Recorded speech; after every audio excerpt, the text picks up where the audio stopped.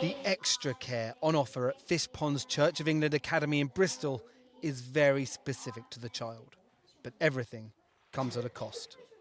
How long does it take from you first spotting that a child is possibly showing signs of dyslexia to actually getting a diagnosis? To have an assessor, it would cost around £600 to £700 for the assessment, yeah. And that would have to be coming from the parents. It's costly, but invaluable. Do you enjoy the extra help you get? Yes. Do you? Why? Because I'm a bit autistic. Okay. And does this help you a lot? Yes, it does. Many children aren't getting the help they need, though.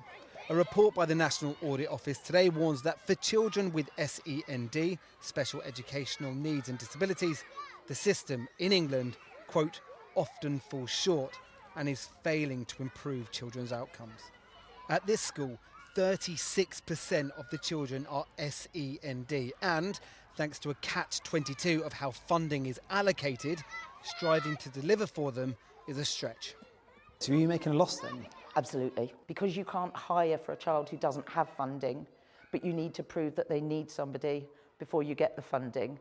It means that what happens largely is that you work with supply agencies to buffer that. So how much in debt were you last year then? In debt last year, we'd gone over our supply budget by about £37,000. And despite everything they're doing here at this school, demand is still far outstripping supply. We've got children who actually, it's agreed on their educational healthcare plan, need specialist provision. They've been on a waiting list for 2 or more years. 8 children get to attend the Reef Centre here. 8 children with autism. But every week they get asked to do 30 consultations from external families wanting to use the unit. This is why. What difference have you seen over the 2 years? I think all the children have made quite big leaps, and particularly in confidence. So we've had a couple of children who were hardly verbal when they started. One whispered and one didn't speak to us at all. And now they're probably the loudest in the class. There are an estimated 1.7 million children with special educational needs in schools in England. Today's report says that despite funding rising by 58% over the last decade to £10.7 billion, the system is financially unsustainable and in urgent need of reform. Funding is provided by local authorities, many of which are facing bankruptcy. The NAO warns change will need to come from the top. What do you want to see right now from central government? Local authorities that go bankrupt will provide even less services, so we need to forgive that debt pretty quickly. We're then going to have to find about an extra £4.6 billion to fill the gap.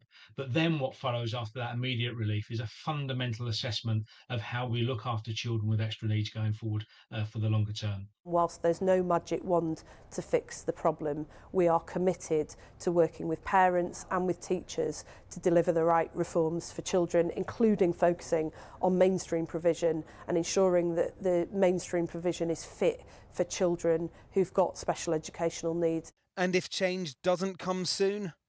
Ultimately, the whole system breaks. You can only put up with so much. If you have children throwing chairs around a classroom and they can't teach because of that, because of those children's needs and things, then staff will leave. Another public service in desperate need. Another service desperately waiting for what the Chancellor decides in next week's budget. Paul McNamara there. Well, I am joined now by Katrina Moore, who's not only a parent of a child with SEND, but also the policy manager at the charity IPSI, which helps families navigate the current SEND system to secure the support that their children are entitled to. Thanks very much for joining us. The National Audit Office concluded today the system is broken, presumably no surprise to you or many other parents. It's not a surprise at all. Everyone has known this for a long time. We hear all the time on IPSI's advice service that all over the country, children and young people with SEND aren't getting the support they need and that the law says they should have to help them succeed in education. Now, it says specifically that families have lost confidence in a system that often falls short. Can you give us a sense of what falls short means in reality for parents and these children? I mean, falling short barely does justice to what some families experience. The law is clear about what children and young people are entitled to, about their right to special educational provision and support, but it's widely not followed. The consequences of this non-compliance with the law fall on children with SEND and on their families. So, for example, a growing number of children with SEND are currently not in school at all. This may be because the additional support they need isn't being provided, or no suitable school place has been made available. This has a huge impact on families. We know from our advice service at IPSI that parents often have to give up work because their children spend so much time at home, or because the battle to get what they need is just so all-consuming. I mean, obviously we have a new government and they say they understand the enormity of the challenge here, which I'm sure you've heard before from other governments. Understanding is the easy bit, isn't it? I mean, what do you need the government to do? They definitely should understand the enormity of the challenge, because we and many others have been sounding the alarm for years. We need ministers to commit to making the education system work for children and young people with all types of needs.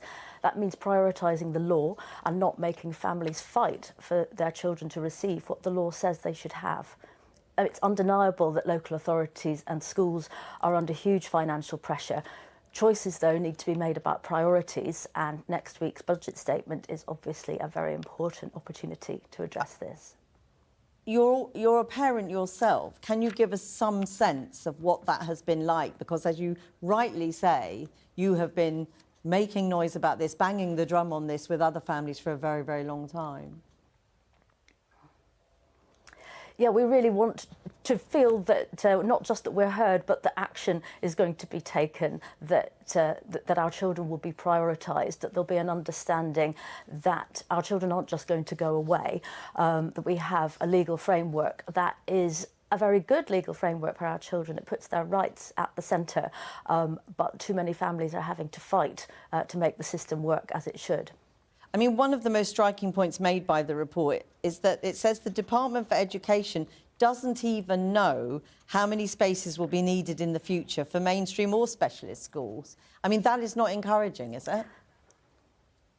It's really not. It was a particularly alarming aspect of the NAO report, which is overall a bit of an indictment of national policy making for children and young people with SEND. I mean, it's very clear that the Department for Education has failed to plan properly and to gather evidence.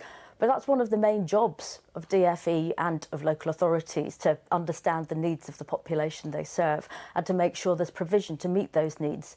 I mean, that's one of the reasons why children have to travel long distances in some cases to just go to a school where their needs can be met. And that's not because parents want to send their children a long journey from home every day. Katrina Moore, thanks very much for talking to us. Thank you.